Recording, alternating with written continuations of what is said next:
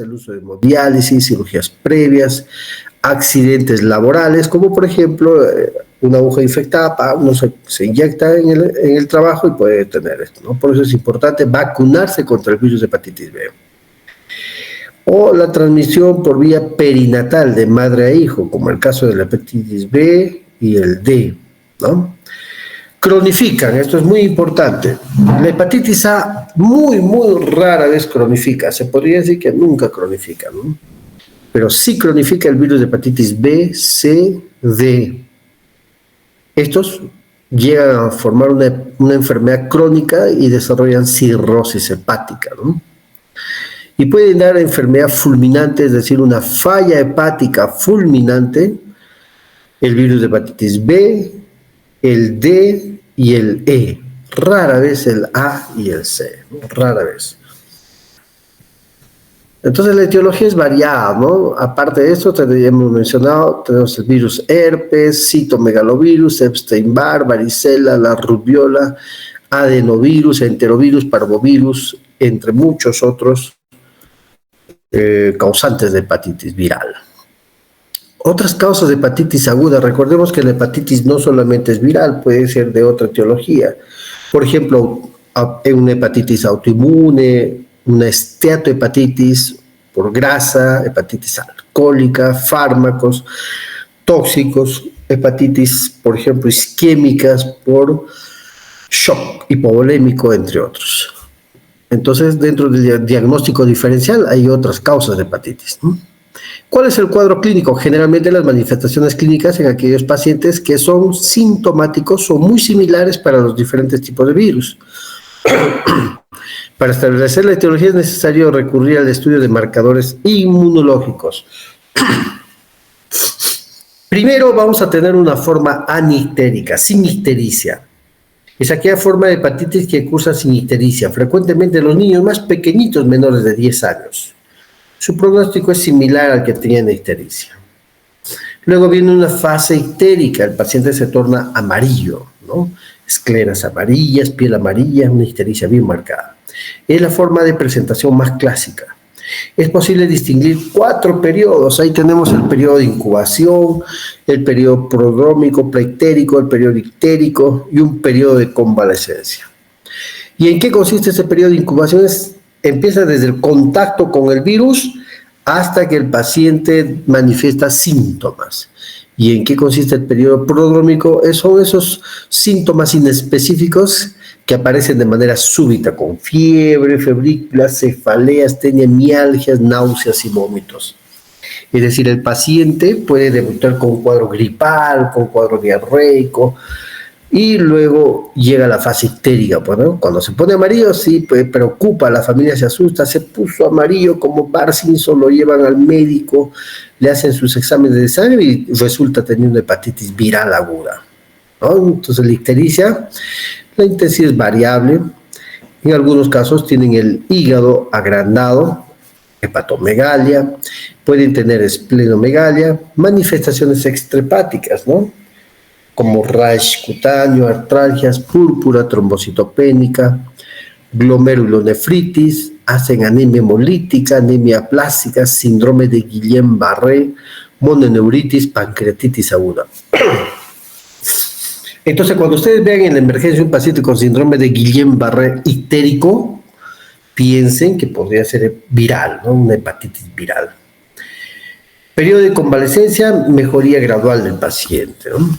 Ahí veamos, cuanto más pequeñito, menos ictericia, mayor de 14, más probable que haga ictericia. Existe una forma colestásica, se presenta como un franco síndrome colestásico prolongado. Ya recuerden que la colestasis es la detención del flujo natural de la bilis.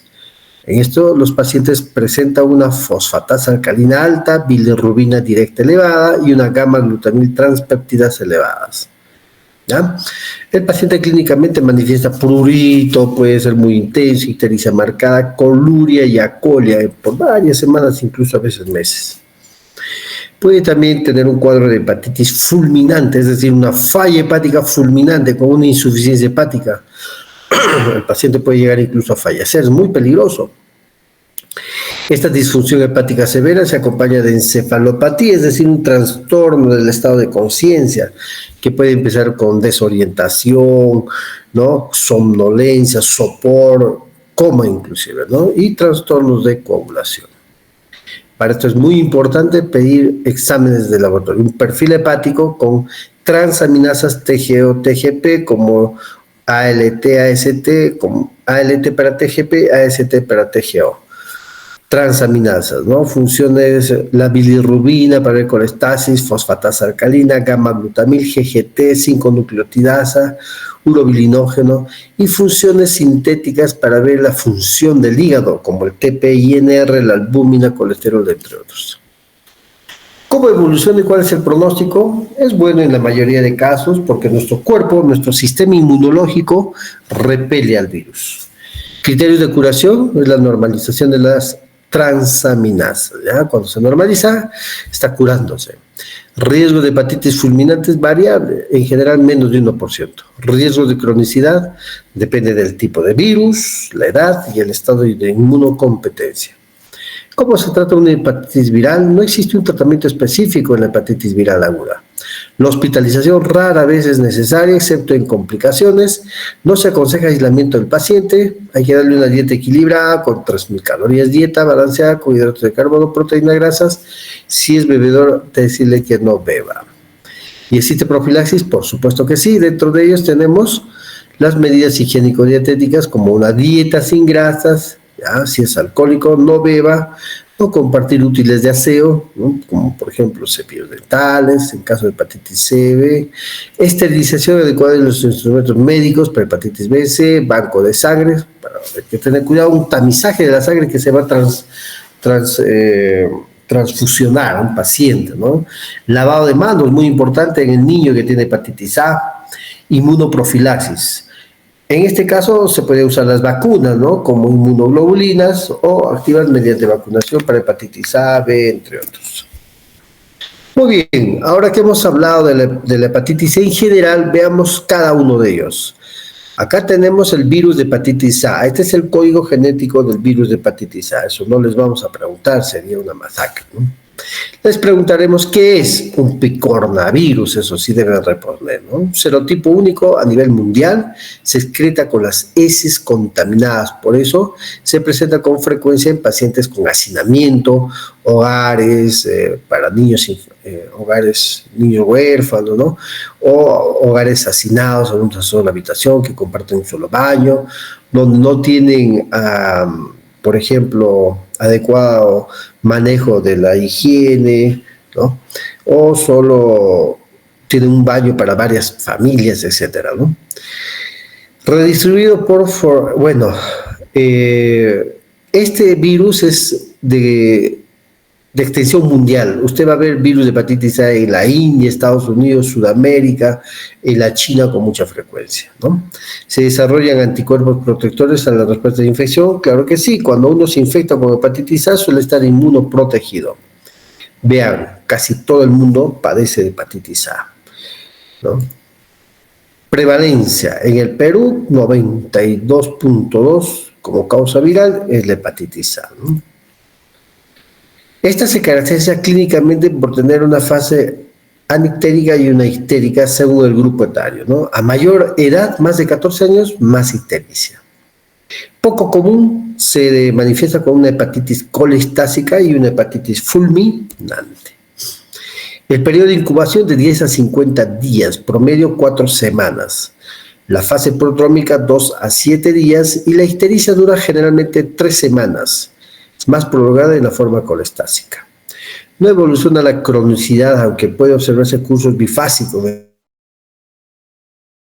15 meses después. ¿Qué solicito para diagnosticar hepatitis A? Inmunoglobulina M para el virus de hepatitis A. Y eso me habla de agudeza, ¿no? También algunos piden PCR y cuando pasan las 8 semanas, ya posteriormente a la clínica, la inmunoglobulina G para hepatitis A se positiviza y habla de cronicidad. ¿Existen vacunas? Claro que sí, vacunas recomendadas para el virus de hepatitis A. Lo que sí deben dominar así a rajatabla es el virus de hepatitis B. Aquí tenemos el código genético. Recuerden que tiene una cadena simple de ADN. Es un virus de ADN parcialmente bicatenario envuelto. ¿Qué debo saber? Que tiene ADN en su estructura y además es su hepatnabilidad, ¿no? Eso sí voy a preguntar. Distintos tipos antigénicos de comportamiento similar, por supuesto que sí. Suele cronificar en ocasiones. En su estructura molecular, en la superficie tenemos el antígeno de superficie, tenemos la proteína core, una membrana y una cadena simple de ADN bicatenario, ¿no? ADN, por favor. Además tenemos la proteína S1, S2, ¿no? Y otras moléculas que no vienen al caso. Ahí tenemos el código genético de hepatitis B, ¿no? Y sus genes, el gen S, por ejemplo, para la síntesis del antígeno de superficie o de Australia. Un día pregunté el antígeno de Australia y ya todos se marearon, no era superficie. Y en el examen, pues tenías que marcar antígeno de Australia, que es sinónimo de antígeno de superficie, ¿no? Muy bien, el gen C, por ejemplo, para la cápside, en relación a la proteína core, el gen P, ¿no? Y el gen X, sobre todo para relacionarlo a las mutaciones virales. La distribución geográfica de esta infección a nivel mundial es alta, por ejemplo, en el Perú. Tenemos alta incidencia de hepatitis B, por eso esta es una plaga en nuestro medio, ¿no? Sobre todo en las zonas selváticas. O de transmisión parenteral, hemodonaciones, ¿no? Las transfusiones de sangre, hemodiálisis, personal sanitario accidentalmente puede contraer esto, drogas endovenosas, la promiscuidad sexual, mucho cuidado, jóvenes, por vía vertical madre-hijo, ¿no? Y también los tatuajes, ¿no? Hoy por hoy está de moda, ¿no? Me voy a tatuar a Lionel Messi a ganar el mundial y se tatúa, ¿no? En cualquier centro de tatuaje. No existe un centro de tatuaje, que cumpla las medidas higiénico-dietéticas que pide el MINSA, ¿no? El Ministerio de Salud. No existe, ni siquiera en Lima. Ni siquiera el tatuaje más caro del mundo libera de la posibilidad de tener hepatitis B. ¿Por qué? Tú vas a un centro de tatuaje, te muestran la aguja, te dicen que esa aguja es nueva, pero no es nueva. Han tatuado 3, 4 personas previamente. Y si en ese grupo hay un bandido, un pericote que es promiscuo, que ya tiene tatuajes previos, está con hepatitis viral, hasta VIH puede tener y se tatúa el corazón, el nombre de su novia, se tatúa y tú sigues, no, te dice el tatuador, no, esta aguja es nueva, tú le crees, ¿no? Crees en su palabra, pero ¿qué tatuador se ha formado en una universidad, ha estudiado medicina y te va a decir, no, hay que tener cuidado por la hepatitis B? No sabe, pues el tatuador es una persona que, bueno, ya agarra su aguja y te tatúa. ¿Qué quieres que te tatúe? Ya el nombre de mi mamá, ya te tatúa el nombre de tu mamá, listo, ya. Y ya contraíste la hepatitis B de yapa, ¿no? Te llevaste de yapa el virus de hepatitis B y puedes hacer cronicidad y con el tiempo cirrosis hepática. Tengan cuidado con los tatuajes, por favor. La vía fecal oral, vectores como insectos, picaduras, no se ha demostrado efectivamente, ¿no? Fisiopatológicamente, mayor lesión asociada a la inmunidad y en menor lesiones citopáticas. Vean cómo el virus ingresa al hepatocito, libera su carga genética, hace uso de nuestro sistema de síntesis de proteínas, ¿no? Crea una doble cadena de ARN, esa cadena de ARN pasa a los ribosomas y empieza a sintetizar proteínas, forma cápsides, forma su membrana, su antígeno de superficie, la estructura de más viriones, y estos viriones se multiplican dentro de la célula y esta célula estalla, ¿no? Es decir, el virus ingresa al hepatocito, hace uso de toda su fábrica para formar proteínas y estructuras virales y copias de ADN y forma viriones y revienta y destruye el hepatocito, por eso se liberan las transaminasas.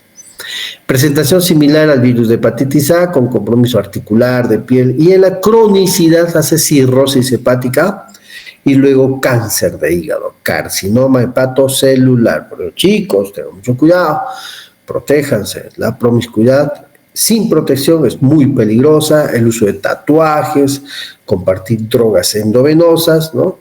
Bajo efecto de la droga, tú no vas a decir, pues, no, yo soy estudiante de medicina, traigo mi jeringuita, ¿no? Para mí no me mentira. Cuando están bajo efecto de la droga endovenosa, entonces comparten una sola aguja, pues, ¿no? Uno Jaimito, uno Luchito, ya la misma aguja, y si uno tuvo hepatitis B, VIH, se transmiten, pues, ¿no? Y luego están con cirrosis hepática, cáncer de hígado, ¿no? Enfermedades ya casi incurables. Clínicamente, entonces, ¿no? Hay una fase histérica aguda, los niños es menos grave, en el adulto suele ser asintomático por un tiempo, la infección se caracteriza por un periodo de incubación largo y un inicio insidioso. Periodo prodrómico puede haber síntomas como fiebre, malestar, anorexia, seguido de náuseas, vómitos, malestar intestinal, escalofríos. Y luego la ictericia. Vean ustedes este angelito, ojos amarillos, piel amarilla, que es lo que tiene ictericia, ¿no? Entonces la hepatitis B, 90% de veces se resuelve solo, se autolimita. Nuestro cuerpo genera anticuerpos que luchan contra el virus y lo desaparecen. 1% desarrolla una hepatitis fulminante, esa que mata al paciente. 9% de veces, pasados los 6 meses, el antígeno de superficie sigue positivo, se hace cronicidad, ¿no? Crónicamente. Pasa en el 50% de casos a resolverse, suele ser asintomático o puede ser un portador asintomático también. Y en ocasiones puede desarrollar una hepatitis crónica activa, que llega a cirrosis, hepatocarcinoma y con manifestaciones extrahepáticas, con poliarteritis nodosa, glomerulonefritis, etcétera, etcétera. La infección de hepatitis B favorece las reacciones de hipersensibilidad, produce exantemas, poliartritis, fiebre, vasculitis, entre muchos otros. Ya hemos hablado que puede cronificar, llegar a cirrosis e incluso cáncer de hígado y falla hepática y puede provocar la muerte. Este cuadro es muy importante, les recalco, va a venir en el examen. En la forma aguda se eleva el antígeno de superficie que está en rojo, ¿no? El antígeno de superficie se eleva, pero puede bajar entre el tercer, cuarto mes y dar un periodo de ventana. Es decir, el paciente tiene el virus, pero sale negativo el antígeno de superficie. Si tú tienes un paciente, qué sé yo, un jugador del Cienciano, Garcilaso, FC Cusco, no sé, un fisicoculturista, maestro de gimnasio, qué sé yo, ya alguien que además tiene múltiples tatuajes, ¿no? Se ha tatuado el rostro de Messi, de Cristiano Ronaldo, full tatuajes en su cuerpo, y es un piedrón que tiene mujeres aquí, mujeres allá, ¿no? Promiscuo. Entonces, hace fiebre, malestar general y de pronto se hace amarillo, se pone histérico. ¿En qué piensas? Le pides el antígeno de superficie, sale negativo. ¿Qué podría pasar? ¿Estás seguro que este paciente promiscuo y con muchos tatuajes, etcétera, se ha puesto un diente de oro en el canino derecho? Ya. ¿Puede tener hepatitis o no? Claro que sí. Puede tener hepatitis. Por lo tanto, puede estar en periodo de ventana, ¿no? Periodo de ventana. El antígeno en superficie negativo no descarta la hepatitis. Entonces, ¿qué le pides? Le pides las proteínas core, IgM, IgG. Si la IgM sale positivo, tiene hepatitis viral B agudo, ¿no? Y si sale el G, crónico. Entonces, ya tuvo contacto con hepatitis, ¿no? IgM agudo, que ya está con la enfermedad. Pasado ese periodo de ventana, vuelve a elevarse el antígeno de superficie y pasados los 6 meses sigue positivo y hablas de cronicidad. Puede pasar también que el cuerpo, si se trata de una persona saludable, sin tatuajes, ¿no? De repente no es promiscuo, de repente come saludable.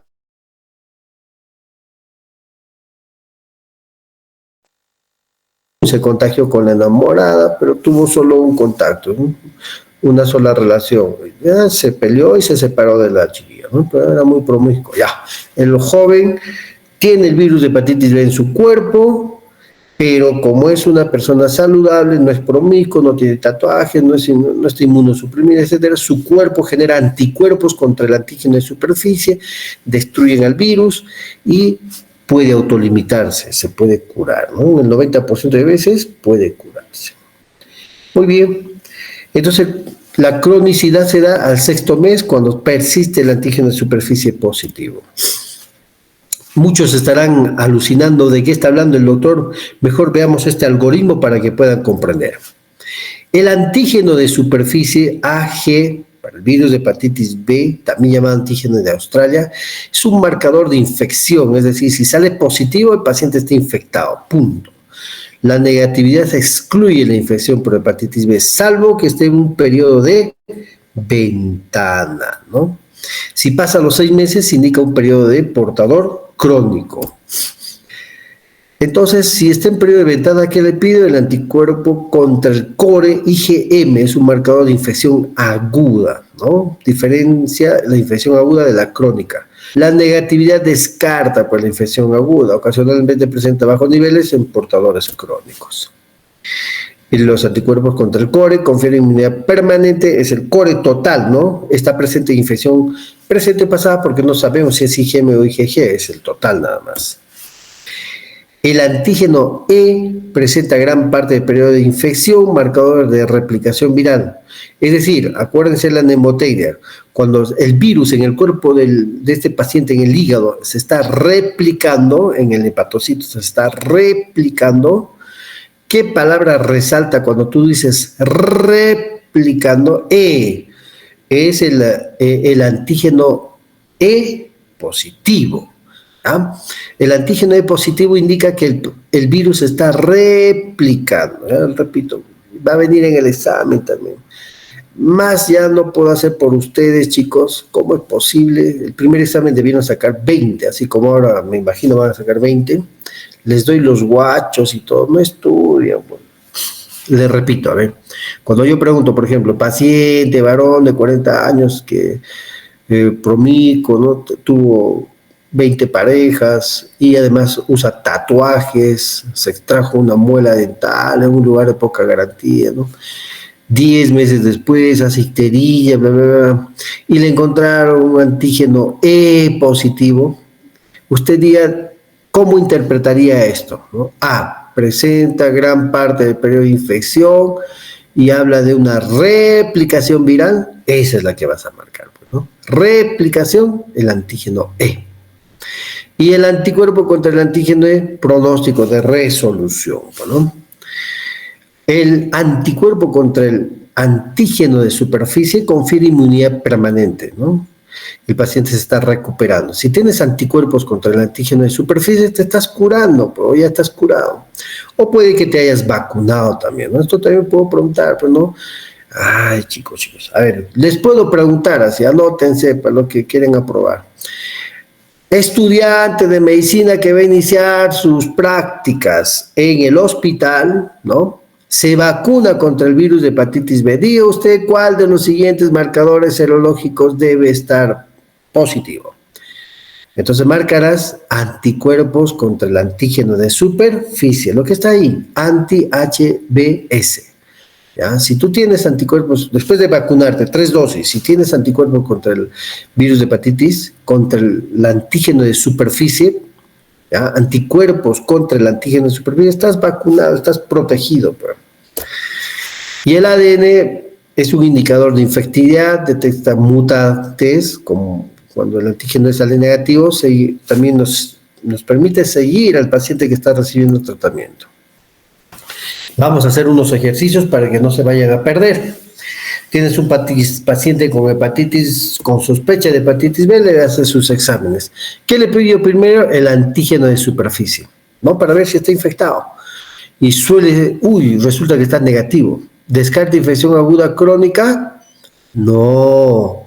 Primero tienes que ver factores de riesgo, ¿no? Si es un paciente, qué sé yo, una señorita, una dama, qué sé yo, que trabaja en el oficio más antiguo, que es la prostitución, o de repente un muchacho galante, muy simpático, un piedrón, ¿no?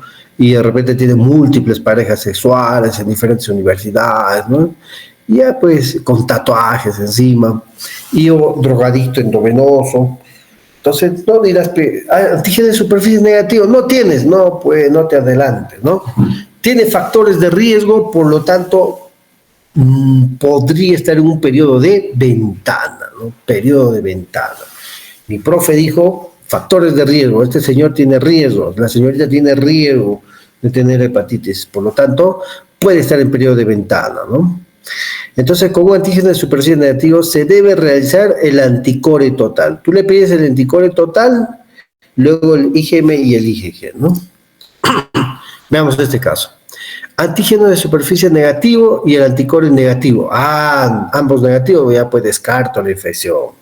La ictericia puede ser por otras causas, NASH, etcétera, ¿no? Otro tipo de hepatitis A, etcétera, etcétera. Entonces, si el antígeno de superficie negativo y el anticore sale positivo, es otra cosa, pues, ¿no? Si sale el core positivo, puede ser una aguda o una crónica. ¿Qué le pido? Ya hay que solicitar el anticuerpo contra el virus de hepatitis, ¿no? Entonces, en este escenario, el antígeno de superficie negativo y el anticore positivo y el anticuerpo contra el antígeno de superficie negativo no excluye la hepatitis B activa. Hay que seguir al paciente. Señor, venga a su control de acá un mes, ¿no? Si el antígeno de superficie sale negativo, el anticore positivo y el anticuerpo contra el antígeno de superficie positivo tuvo una infección previa, ese paciente está inmune, ¿no? Otro escenario, si el antígeno de superficie, este es un paciente, digamos, ya un paciente normal, llega un paciente de oficio comerciante con una sola pareja, monogámico, no les infiere a su pareja, entonces este paciente no tiene tatuajes, no se droga, pero sale el antígeno de superficie positivo. Ajá, ¿qué sucede el antígeno de superficie positivo? Puede que tenga hepatitis aguda o crónica, ¿no? Entonces, ¿qué le pido? El IgM contra el core, ¿no es cierto? Y si el IgM contra el core sale positivo, es una hepatitis aguda. Si el IgM anticore sale negativo, hay que realizar el core total, restas MIG, entonces sale el G positivo, ese es crónico, ¿ya? Cronicidad. Si el paciente está cursando una hepatitis B crónica, es importante determinar los marcadores serológicos de replicación. ¿Qué le pido, jóvenes, si quiero ver si el paciente está replicando? Antígeno E. Antígeno E. Y el anticuerpo contra el antígeno E, ambas cosas. Recuerden que nuestro paciente tiene antígeno de superficie positivo e IgM core negativo.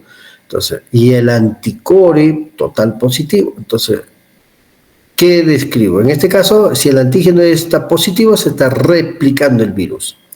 Pero ¿qué pasa si el antígeno E y los anticuerpos contra el E salen positivos? Hay una alta infectividad, se indica que hay actividad viral. Es poco frecuente las cosas.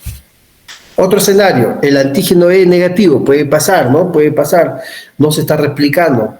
Y los anticuerpos contra el E positivo, baja infectividad. Este es el portador crónico sano, pues, ¿no? La mayoría de pacientes pueden ser portadores crónicos y aparentemente están sanos. Recuerden esto, por favor, puede venir en el examen. ¿Ya? ¿Cómo se conceptualiza el portador crónico sano? Es aquella persona, varón o mujer, que está caminando en la sociedad, sano aparentemente, pero porta el virus. En su estudio, el antígeno E sale negativo y el anticuerpo contra el E sale positivo. ¿Qué más? Si el antígeno E sale negativo y los anticuerpos contra él salen negativos, requiere otros análisis moleculares porque puede tratarse de un mutante con antígeno E negativo. Es decir, el virus puede mutar y al mutar puede generar mecanismos por los cuales no lo identificas, ¿no? Listo. 80% de casos pueden desarrollar un hepatocarcinoma o un carcinoma hepatocelular primario del hígado seguido de la cirrosis, ¿no? Se diagnostica entonces la hepatitis B basado en la sintomatología y se pide la serología para infección aguda desde el antígeno de superficie hasta marcadores de replicación como el antígeno E y demás. Entonces, curso clínico de la infección, 90% de hepatitis B suele ser aguda, 10% cronifica. Este cuadrito sí o sí lo tienen que aprender para toda su vida, ¿no? Por ejemplo, yo les puedo preguntar, infección aguda, antígeno de superficie positivo, IgM positivo, core positivo, ¿no? Por ejemplo, infección crónica, antígeno de superficie positivo y el core total positivo, ¿no? Puedo preguntar, paciente vacunado, anticuerpos contra el antígeno de superficie positivo, ¿no? O de repente les puedo preguntar, puedo poner toda la tablita llena, usted ponga pues, cuál sale positivo, cuál negativo, ¿no? ¿Cómo tratamos? Medidas higiénico-dietéticas, ¿no? Y podemos dar retrovirales o antivirales como lamivudina, ¿ya? O análogos de nucleósidos como adefovir, dipivoxil, fanciclovir, interferón, entre muchos otros. Manifestaciones inusuales, anemia plástica, enfermedades complejas como vasculitis, poliarteritis, glomerulonefritis, un Guillain-Barré, por ejemplo. Las características clínicas ya hemos mencionado, puede ser asintomático o sintomático, desde el periodo de incubación de 60 a 90 días, en un rango hasta 180 días, prórrogo de 2 a 5 y fase ictérica dependiendo de la edad, más de 5 años se ve más frecuentemente, hasta hepatitis fulminantes. Y hemos hablado del antígeno de superficie. Muy bien, hemos hablado también de la vacuna, ¿no? El paciente suele vacunarse un esquema de 3 dosis, 0 la primera dosis al mes, a los 2 meses, ya. Entonces, ¿quiénes se deben vacunar? Todos los que son trabajadores de salud, ustedes como estudiantes de medicina que van a visitar los hospitales, los pacientes con hemodiálisis, parejas sexuales múltiples, ¿no? Internos en la cárcel, correccionales, trabajadores sexuales, entre otros. El esquema de vacunación para el adulto 016, ya niños igual 016. Otro virus muy importante es el virus de hepatitis C. Este virus tiene 6 genotipos asociados a transfusiones de sangre, drogas endovenosas y es el que mayor riesgo da cronicidad, ¿no? ¿Quién cronifica más? En la palabra cronicidad está la letra C, el virus de hepatitis C, cronifica más. Muy bien, tenemos ahí el virus de hepatitis en su cadena, un ARN, este puede dar una hepatitis fulminante en menos de 1% de casos, se erradica en 20-40% de casos, 60-80% persiste la infección, cronifica y desarrolla cirrosis hepática. Incuba entre 6 y 7 meses, periodo pronóstico 2 a 5 días, ya, y puede dar un periodo de ictericia, luego convalescencia y rara vez puede dar una falla hepática. ¿Por qué cronifica el virus de hepatitis B? Porque tiene frecuentemente muchos errores en su replicación, frecuente aparición de mutaciones. Por lo tanto, el cuerpo no lo reconoce, ¿no? Entonces, tú tienes un virus C y luego hay un error genético, desarrolla mutaciones y el cuerpo no lo reconoce, por eso es que suele cronificar, ¿no? ¿Cómo se diagnostica? Hay que pedir un RNA para el virus de hepatitis C. Si este sale positivo, tienes el virus, ¿no? Otro virus muy frecuente, el D o delta, ¿no? El D es un virus incompleto, requiere la coinfección con el virus de hepatitis B. Puede haber también una superinfección. ¿En qué consiste? El paciente tiene hepatitis B y de repente por su inmunosupresión adquiere el virus de hepatitis D, se suma, eso es una superinfección. Coinfección es la enfermedad aguda severa bajo riesgo de infección y superinfección usualmente desarrolla infección crónica, alto riesgo de cronicidad, ¿no? Hay que pedir un RNA para el virus de hepatitis D. El virus de hepatitis E de las gestantes, acuérdense, mujeres embarazadas tienen un alto riesgo incluso de fallecer. Los síntomas igual, periodo de incubación 40 días, mortalidad en gestantes sobre todo 15-25%, severidad de la enfermedad se incrementa con la edad, ¿no? Secuelas crónicas responden aisladamente. Como lo diagnóstico hay que hacer serología, pues, ¿no? Para el virus de hepatitis. Muy bien.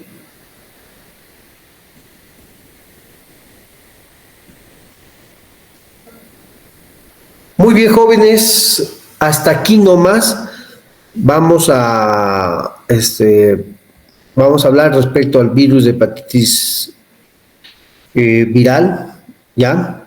Ahora vamos a hablar un poco sobre los exámenes auxiliares. Existen muchos exámenes auxiliares dentro de la gastroenterología. Ya vamos a ver si estamos compartiendo, no veo nada.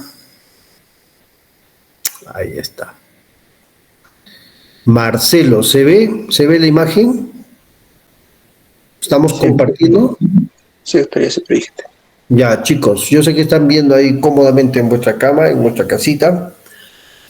Presten mucha atención. ¿Están grabando la clase, no, Marcelo? ¿Estás ahí, Marcelo? Sí, doctor.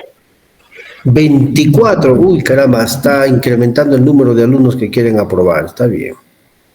Muy bien, chicos, vamos a hablar un poco de los exámenes auxiliares. Vean ustedes, este es un examen auxiliar muy importante en la gastroenterología, es la radiografía del tórax. Doctor, ¿qué hace una radiografía de tórax en gastro? Gastro se relaciona con todo el organismo, ¿ya? Cuando tú tienes, por ejemplo, un paciente con cirrosis hepática, este puede hacer retención de líquido y tener derrame pleural, puede ser inmunosupresión y hacer neumonías hospitalarias, puede tener hematemesis por varices esofágicas y de repente hacer neumonías aspirativas, etcétera, ¿no? Un paciente con pancreatitis aguda puede tener falla pulmonar, respiratoria, con atelectasias, con, qué sé yo, con muchas otras enfermedades pulmonares. Por eso, qué sé yo, una fibrosis pulmonar puede asociarse, por ejemplo, una esclerodermia, disfagia, etcétera. La gastroenterología se relaciona con todo el organismo, con todo el cuerpo, ¿ya? Muy bien, en esta imagen podemos observar la silueta cardíaca, los campos pulmonares, las parrillas costales, entre muchos otros. Este examen auxiliar es muy importante.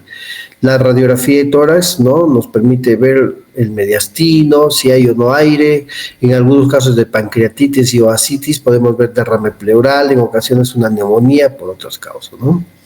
Aquí, por ejemplo, un absceso hepático, ¡pum!, desarrolló un compromiso basal derecho, ¿no? Aquí tenemos una eventración diafragmática. El diafragma se abrió y parte de las vísceras han ingresado hacia el tórax, ¿no? Aquí tenemos un derrame pleural, ¿no? Un paciente con pancreatitis aguda. Vean, en el hemitórax del lado derecho hay líquido. Ese nivel es líquido, ¿no? Igual, un absceso hepático, por ejemplo, vació su contenido al tórax, ¿no? Y vean en la imagen del tórax, hay un nivel blanquecino en el hemitórax derecho, es un absceso hepático complicado. En la tomografía vean cómo del hígado se ha vaciado su contenido hacia el tórax y ha dado un absceso hepático complicado hacia el tórax, ¿no? De igual manera, mira cómo del hígado, el contenido líquido, esa imagen negra, está vaciándose hacia el tórax. En el abdomen también los estudios radiológicos son muy importantes, sobre todo en la radiografía simple del abdomen, como vemos abajo y a la izquierda. Esa imagen nos impresiona unos niveles hidroaéreos, más de 8 niveles hidroaéreos, puede hablar de una obstrucción intestinal. Al medio vemos una radiografía contrastada del esófago, con un esófago dilatado que termina en punta de lápiz, hablamos de un pico de loro o cola de ratón, es una calasia. Y al otro extremo vemos un estudio contrastado del colon con racimo en rosarios, vemos una tuberculosis intestinal, ¿no? De igual manera, acá otro estudio contrastado, vean un estómago dilatado y al otro lado el signo de la mordida de manzana, ¿no? Vean, cuando terminas de comer una manzana, termina así, con una imagen con sustracción a los extremos y blanquecina delgada al medio. Entonces, esta mordida de manzana puede tratarse de un cáncer de estómago, ¿no? El aire, por ejemplo, cuando tú pides una radiografía y ves aire debajo del reborde costal derecho, ¿no?, ahí a la derecha, entonces dices que esto es un neumoperitoneo, puede tratarse de una perforación de una víscera, una úlcera, por ejemplo, se puede perforar, etcétera. O distensión de las asas intestinales, ¿no? Vean ustedes la flecha que está señalando el hemitórax del lado derecho. Aire debajo del hemitórax del lado derecho habla de neumoperitoneo. Neumoperitoneo es sinónimo de perforación de víscera, ¿no? Entonces, los estudios radiológicos nos permiten evaluar el cáncer, linfomas, pancreatitis, entre otros. El tránsito intestinal para ver enfermedades del intestino, diarrea crónica, mala absorción, enfermedades inflamatorias, entre otros. Aquí también tenemos pólipos, ¿no? Un estudio contrastado puede ver pólipos a nivel del intestino, pseudopólipos, hiperplasias, sarcomas y demás. La tomografía axial computarizada es un estudio también muy importante para ver estadiajes si en caso se trata de un cáncer o detectar neoplasias, tumores, lesiones submucosas, complicaciones de una enfermedad inflamatoria, las diverticulitis del colon. Cuando tú tienes una diverticulitis o sospechas de una diverticulitis, no le hagas colonoscopía, pídele una tomografía abdominal. Seguimiento del cáncer de cualquier nivel, colon, páncreas, hígado, etcétera, etcétera. Veamos acá, esta imagen tomográfica, se observa el estómago y en la pared delgada aparece una zona gruesa y está señalada con una flecha y dice una T al medio. Ese es un tumor gástrico, por ejemplo, ¿no? Igual acá, un engrosamiento del píloro es un cáncer de estómago. Aquí igual vemos cáncer y en el hígado unos nódulos redondos. Esos son nódulos metastásicos, es decir, el cáncer gástrico hizo metástasis al hígado. Aquí vean en el hígado un tumor redondo, bien formado, con un patrón heterogéneo, es un hepatocarcinoma. Una hepatitis C-B puede desarrollar también un hepatocarcinoma, un cáncer del hígado. Aquí vemos una imagen redonda dentro del hígado, ¿no? Con centro con diferente densidad, ¿no? Heterogéneo, como un quiste. Este es un quiste hidatídico, ocasionado por el Echinococcus granulosus. Entonces, el quiste hidatídico puede ser tipo 1, 2, 3, 4, hasta el 5, que es el calcificado blanquecino. Vemos aquí, vemos el páncreas, ¿no? Al medio, señalado con flechas, está, luego de la cola del cuerpo, en la cabeza del páncreas hay una tumoración. En una tomografía vemos el cáncer de páncreas de esa manera, ¿no? Aquí vemos una vesícula distendida. Cuando tú palpas clínicamente el abdomen y palpas la vesícula y no duele, vesícula palpable no doloroso es el signo de Courvoisier-Terrier. Pregunta de examen. ¿Y en qué caso se da? Cuando hay un cáncer de cabeza de páncreas, ¿no? Hay una obstrucción del colédoco y la vesícula se distiende, se palpa, pero no duele. Y además puede ser prominente. Vean ustedes, examinan el abdomen y se ve una prominencia debajo del reborde costal. Palpas y es la vesícula palpable, no dolorosa, sino de Courvoisier-Terrier, ¿no? Cuando se palpa la vesícula y no duele, una neoplasia, probablemente cabeza de páncreas. Muy bien, aquí tenemos casos de pancreatitis. En una tomografía vemos un edema del páncreas, aumentado de volumen. La endoscopía, ya saben ustedes, es una técnica de visualización directa del tubo digestivo, nos permite para ver arriba o abajo en la endoscopía alta o baja, lesiones tumorales, gastritis, úlceras, pólipos, neoplasias, entre otros. La colangioresonancia magnética nuclear con reconstrucción de la vía biliar nos permite ver el árbol biliar intrahepático y extrahepático. Y ahí observamos, por ejemplo, ¿no? El colédoco, la vesícula, las ramas intrahepáticas, el conducto pancreático, entre otros. Aquí, por ejemplo, observamos en una colangioresonancia dentro del colédoco una piedra redonda. Esto es una colédoco-litiasis. Aquí vemos la ausencia de la bifurcación de las ramas intrahepáticas y una dilatación de las vías biliares intrahepáticas, ¿no? Esto, por ejemplo, es un colangiocarcinoma, es un tumor de Klatskin. Pregunta de examen. El tumor de Klatskin es aquel colangiocarcinoma ubicado en la bifurcación de la vía biliar. Tumores de la vía biliar distal también se puede ver en el colédoco, un cáncer a ese nivel. ¿Ya? Y ahí tenemos la cápsula endoscópica, es nanotecnología. Esta cápsula tiene el tamaño de una cápsula realmente, toma 6 imágenes por segundo, nos permite visualizar y observar el intestino delgado, ¿no? La enteroscopía doble balón para ver el intestino delgado. ya lo hemos mencionado cuando hemos mencionado hemorragias de origen oculto. La ecoendoscopía es la ultrasonografía endoscópica que nos permite ver las capas del tubo digestivo y nos permite hacer estadiajes, ¿no? Ahí vemos, por ejemplo, un tumor en una endoscopía y por ecoendoscopía se ve el compromiso desde la capa muscular. La colangioendoscopía, la CPR, la colangiografía endoscópica retrógrada, nos permite sacar cálculos, nos permite resolver tumores, por ejemplo, como el colangiocarcinoma, colocación de stents en vía biliar, intra o extrahepática, vemos ahí la rama, se ingresa con un equipo, se canula la papila, se puede colocar prótesis en las vías biliares, entre muchos otros, sobre todo para extirpar cálculos. Ahora tenemos el SpyGlass. ¿Qué es el SpyGlass? Es la colangioscopía directa. Se ingresa hacia el colédoco con una cámara más pequeñita y se hace litotripsia con láser o por medio de energía electrohidráulica, ¿no? La ecografía abdominal es un examen inocuo, inofensivo, nos permite evaluar el hígado, el páncreas y otros órganos. Para hablar de ecografía, decimos que es isoecogénico, hiperecogénico, anecogénico, dependiendo de la tonicidad de los grises, ¿no? Anecogénico cuando es negro, hiperecogénico cuando es blanco. ¿Y qué me permite evaluar? Lesiones hepáticas, focales, lesiones en cualquier órgano. Ahí vemos el hígado, por ejemplo, de color blanquecino en relación al riñón, que es más oscurito. Hablamos de un hígado graso, por ejemplo, ¿no? Acá vemos un caso de una ecografía abdominal.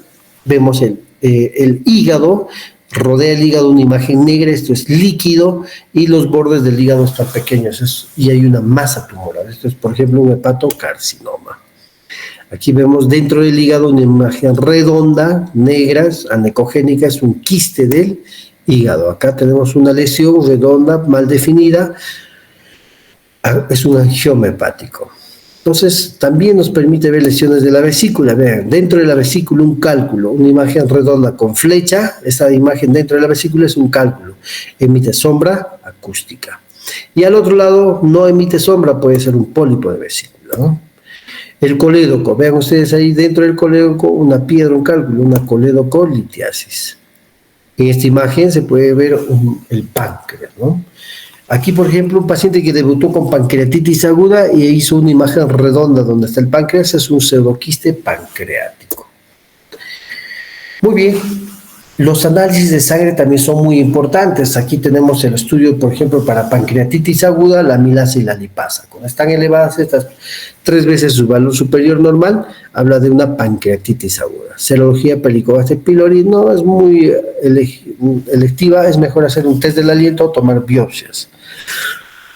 Otro, heces ocultas, sangre oculta en heces, como el TB, para hablar de pérdidas gastrointestinales, entre otros. Datos generales, hay que pedir dentro de los análisis, por ejemplo, un perfil hepático, ¿ya? El perfil hepático que incluye la bilirrubina, las transaminasas, la fosfatasa alcalina, la gamma-glutabil transpeptidasa, entre muchos otros, para ver si hay colestasis o daño hepatocelular. Estas pruebas funcionales hepáticas son muy variadas, ¿no? Las que hemos mencionado. Y tenemos los parámetros normales. La bilirrubina total suele ser 1, las transaminasas, la aspartato aminotransferasa o TGO hasta 37, la TGP o ALT de hasta 49, la fosfatasa alcalina de 35 a 125, las proteínas como la albúmina de 3.5 a 5.5 y la gamma glutamil hasta 52, etcétera, etcétera. ¿Para qué es importante el perfil hepático? Para ver si hay daño hepatocelular o colestasis, ¿no? Yo digo que hay daño hepatocelular cuando se elevan las transaminasas y colestasis cuando hay elevación de la fosfatasa alcalina o la FAL o la gamma-glutamil y la 5-nucleotidasa. La bilirrubina también me permite saber si está con daño hepático, prehepático o poshepático, ¿no? Por ejemplo, una colestasis con daño hepático eleva la bilirrubina directa. Pero si hay problemas prehepáticos como una anemia hemolítica, una hemólisis, eleva la bilirrubina indirecta, por ejemplo. ¿Ah? Marcadores enzimáticos de daño hepatocelular, a la cabeza las aminotransferasas, la TGO y la TGP. La amilasa se eleva, por ejemplo, en casos de pancreatitis aguda. Pero puede haber hiperamilasemia en otras causas, como fibrosis quística, trauma abdominal, obstrucción ductal, espasmo del Lodi, colecistitis, etc. Causas extrahepáticas de hiperamilasemia que no sean pancreatitis, un ulcus duodenal perforado, peritonitis, una úlcera perforada, problemas renales, una enfermedad renal crónica, recircula la amilasa, ¿no? Muy bien. Chicos, tenemos unos 10 minutitos. Entonces, pregunta, va a venir en el examen. ¿Qué es ictericia? Es la coloración amarillenta de los ojos y de la piel y mucosas, ¿no? Básicamente las escleras. Muy bien. Entonces, ¿por qué se da? Por una elevación de la bilirrubina, y eso se denomina hiperbilirrubinemia, ¿no? Cuando esta se eleva por encima de 2.5 miligramos por decilitro. Datos a recordar: 50 ml de sangre se destruyen diariamente, a eso se llama hemocateresis, ¿ya? Cuando el glóbulo rojo cumple los 120 días de vida, se destruye. Hay una apoptosis programada. Llega al sistema retículo endotelial en el vaso y los macrófagos le dan una paliza y lo destruyen. Y el cuerpo renueva nuevos glóbulos rojos, ¿no? En eso que se destruye, libera bilirrubina, ¿no? Y hemoglobina. Y la hemoglobina da lugar al destruirse, la hemoglobina está formada por globina, que es proteína, se destruyen aminoácidos, va al pool de aminoácidos y a un grupo pirrólico, ¿ya? Que va a formar la biliverdina y luego la bilirrubina, ¿no? Y la biliverdina forma la bilirrubina indirecta, y a partir de ella se forma pues la bilirrubina directa en el hígado por conjugación, etc. Muy bien, entonces hemoglobina en promedio 14 gramos por 100 ml. 7 gramos de hemoglobina se destruyen diariamente. El peso molecular del grupo N es de 17.000, ¿ya? 7 gramos de hemoglobina dan 245 miligramos de bilirrubina en promedio. Producción diaria de bilirrubina 150 a 275 miligramos. Nada de esto va a venir en el examen, pero es conocimiento general para que sepan, ¿no? ¿Cómo se forma la bilirrubina? Esto sí deben de saber bien y va a venir en el examen, por favor. Repasen todo esto. Cualquier punto va a venir en el examen. La bilirrubina se forma, como ya hemos dicho, primero de la destrucción de los glóbulos rojos.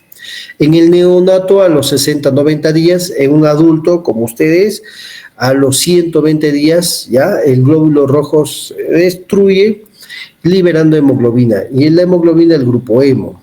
El grupo hemo, por una hemooxidasa, forma la biliverdina. Y la biliverdina reductasa forma la bilirrubina no conjugada, insoluble, liposoluble, ¿no?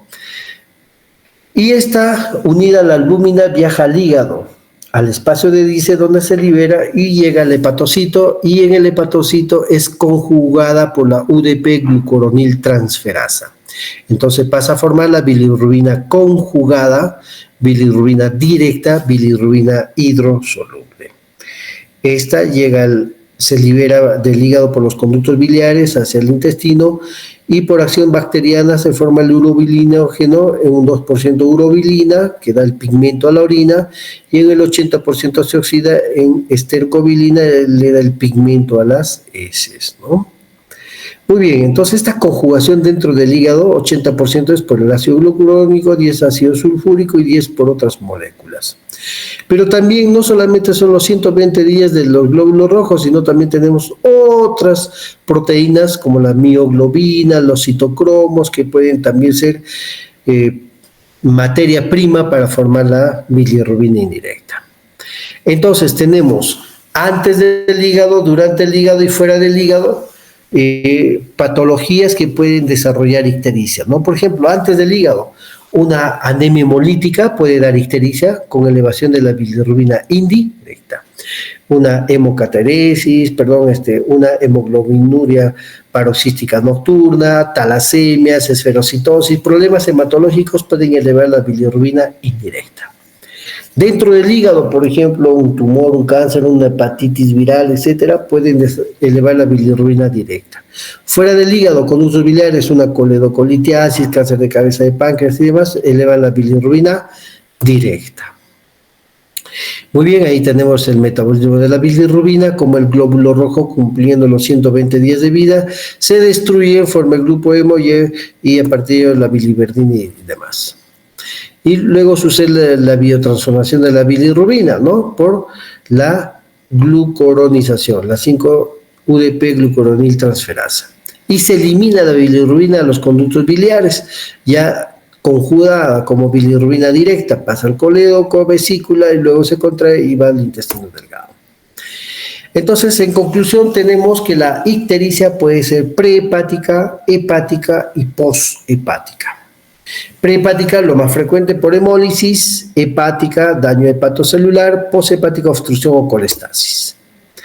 La ictericia, entonces, puede ser prehepática, cuando una producción excesiva, en hemólisis, una destrucción de glóbulos rojos, eritropoiesis ineficaz, esferocitosis, talasemias y demás, ¿no?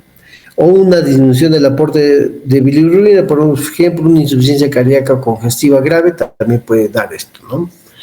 Problemas hepáticos de ictericia, alteración de la captación, tenemos el síndrome de Gilbert, que es una afección inofensiva e inocua, donde hay una elevación de la bilirrubina indirecta también, ¿no? Disminución de la conjugación o deficiencia de la glucoronización, por ejemplo, hereditariamente el síndrome de Krieger-Nager. Adquirida fármacos, hepatopatías graves, entre otros. Entonces, dentro del hepatocito sucede la glucoronización, ¿sí? Gracias a la glucoroniltransferasa, donde la bilirrubina indirecta se conjuga y pasa a formar la bilirrubina directa. Causas hepáticas, por ejemplo, tenemos trastornos hereditarios como el síndrome de Dubin-Johnson, cuando hay un problema en la excreción del hepatocito, lesiones hepatocelulares como la hepatitis viral, fármacos, alcohol, cirrosis hepática por muchas causas, colestasis intrahepática aguda por fármacos, sepsis, embarazo, postoperatorio o isquemia, crónicos como la cirrosis biliar primaria, colangitis esclerosante primaria, sarcoidosis, linfomas, colestasis recurrentes, entre otros. Poshepáticas cuando hay problemas de obstrucción, colestasis del colédoco, por ejemplo, una coledocolitiasis, neoplasia de cabeza de páncreas, conductos biliares, ampulomas y demás. Entonces hemos mencionado que las causas son variadas. En las prehepáticas, a la cabeza, la hemólisis. Si hay hemólisis, se destruyen glóbulos rojos, el paciente tendrá anemia. Y además bilirrubina indirecta elevada con ictericia, anemia e ictericia, ¿no? Igual eritropoiesis inefectiva, ¿no? ¿Qué más? Causas hepáticas, el síndrome de Gilbert, Krieger-Nager, Rotor-Dubin-Johnson, hepatitis virales y otras hepatopatías como la enfermedad de Wilson, hemocromatosis y la cirrosis. Veamos algunas de ellas. El síndrome de Gilbert, ya donde hay una disminución de la actividad de la glucoroniltransferasa, entonces hay una disminución de la conjugación de la bilirrubina y se eleva la bilirrubina indirecta. Esta es una afección inofensiva, inocua, ¿no? Predominantemente en varones, elevarse por debajo de 6 miligramos de decilitro, ya se suele resolver con fenobarbital a dosis bajitas. El paciente suele estar amarillo y no tener ningún problema. Recuerden, algunos de ustedes pueden tener un Gilbert. Se pone amarillo en situaciones de estrés, ayuno prolongado, ejercicio extenuante, alguna infección o deshidratación, ¿no? De repente vas al gym sin desayunar y te pones amarillo y todo el mundo te mira. Miren, este joven se ha puesto amarillo. Puede ser un Gilbert, ¿no? Por el ayuno, por el ejercicio extenuante. Entonces, desayuna siempre, evita el ayuno, ¿ya? Si es que tienes un síndrome de Gilbert. Es inofensivo, no pasa nada, no cronifica. ¿Qué tenemos acá? Ictericia por hiperbilirrubina no conjugada, una disminución de la conjugación. Por ejemplo, ahí tenemos el Krieger-Nager, ¿no? Tipo 1 y tipo 2. El tipo 1 es fatal, el tipo 2 puede llegar hasta la adolescencia y adultez. El Krieger-Nager tipo 1 hay una ausencia completa de la actividad de la glucoroniltransferasa, incapaz de conjugar la bilirrubina, extraordinaria, es muy raro, propio del recién nacido. y las bilirrubinas suelen ganarse por encima de 20 miligramos de decilitro y dar daño neurológico, si impregnen los núcleos basales puede ser mortal. El tipo 2, a diferencia del tipo 1, baja los niveles de bilirrubinas, están entre 6 y 25, suele llegar a la juventud inclusive. Y alteraciones de la excreción intrahepática tenemos el Dubin-Johnson y el síndrome de Rotor. Por ejemplo, en el Dubin-Johnson hay una ausencia en la expresión de los transportadores de aniones orgánicos, ¿no? Es un problema autosómico recesivo, usualmente asintomático, ¿no? Curso benigno. La bilirrubina puede estar entre 2 o 5 millones, rara vez más de 25. El síndrome de Rotor es un desorden autosómico recesivo clínicamente similar al Dubin-Johnson, ¿ya? Pero una característica importante, que hay pigmentación negra en las biopsias hepáticas, ¿no? Y hay colestasis en ocasiones. ¿Y cómo se define la colestasis? Es la detención del flujo normal de la bilis o por alguna obstrucción. Hay un bloqueo, puede ser parcial o total en la excreción de la bilirrubina, o sales biliares o pigmentos biliares. Causas: litiasis, cálculos, estenosis de la vía biliar, cirrosis, tumoraciones de vía biliar, páncreas, pancreatitis, fármacos, entre otros. Signos: hiperbilirubinemia directa, ¿no? Descenso del urobilinógeno fecal o urinario. Clínicamente el paciente va a tener ictericia. ¿Cómo sospecho de una causa de colestasis? Con el interrogatorio, pero la edad, forma de inicio, entorno, semiología detallada, énfasis de factores de riesgo, adicciones a drogas, uso de tatuajes, terapias, herbolaria, el uso de hierbas da daño hepático y colestasis. Ojo, es común en los mercados ver a un montón de gente tomando mates amargos, hierbas, van a desarrollar colestasis, daño hepático, ya van a ser vuestros clientes.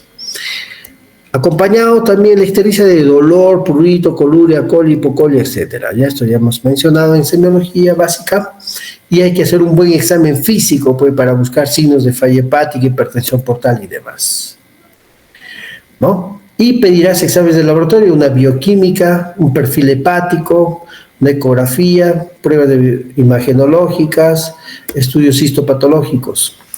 Entonces, ¿qué ves en un paciente con ictericia y colestasis? Esto de acá, el cuello y heridas de rascado. Hay tanto prurito que el paciente se rasca el cuerpo, ¿no? Por la ictericia, por la pigmentación, ¿no? Acá vemos un niño que se ha rascado prácticamente todo el cuerpo. Este paciente con ictericia, le palpas el abdomen y vas a ver hepatomegalia, por ejemplo, un cuadro de hepatitis viral. Aquí vemos el signo de Courvoisier-Terrier, una vesícula palpable no dolorosa, y ictericia por una obstrucción del colédoco, por un cáncer de cabeza del páncreas. Ven este paciente operado del hígado con hepatomegalia y esplenomegalia, se palpa el vaso también. Siempre hay que pedir cuando ves ictericia la hematología, ¿no? Cómo está la hemoglobina, si hay anemia, cómo están los reticulocitos, si hay esferocitosis, anemia falciforme, aptoglobina, leucocitos, etcétera, para ver si hay hemólisis e ictericia por hemólisis, ¿no? Tenemos que también pedir aminotransferasas para ver si hay daño hepatocelular, es decir, necrosis de los hepatocitos. El TP, la albúmina, colesterol, para ver la función hepática, si hay insuficiencia. Colestasis, ya saben, fosfatasa, gamma-glutamina y 5-nucleotidasa. Pruebas inmunológicas para hepatitis, marcadores serológicos, anticuerpos antimitocondriales para enfermedades autoinmunes, anticuerpos antinucleares para hepatitis autoinmune o otros tipos de hepatitis o enfermedades autoinmunes del hígado como la colangitis esclerosante primaria, la colangitis biliar primaria, entre otros. Imagenológicos, una ecografía para ver si hay cálculos, tumoraciones en el hígado, tomografía para ver cómo está la vía biliar y o hacer estadiaje si hay un tumor, la colangiopancreatografía para resolver la coledocolitiasis, entre otros los radionucleócidos. La ecografía es muy importante porque me permite saber si tiene cálculos en la vesícula o en el colédoco, dilatación de la vía biliar, crecimiento, tumoraciones en la vesícula, engrosamiento, neoplasias, ¿no? Vean ustedes esta imagen, colédoco delgado sin cálculo y en el otro múltiples piedras, es una coledocolitiasis. Vean aquí, colédoco dilatado, se ve una tumoración del colédoco. Vean aquí una tumoración de la cabeza del páncreas, un cáncer de páncreas.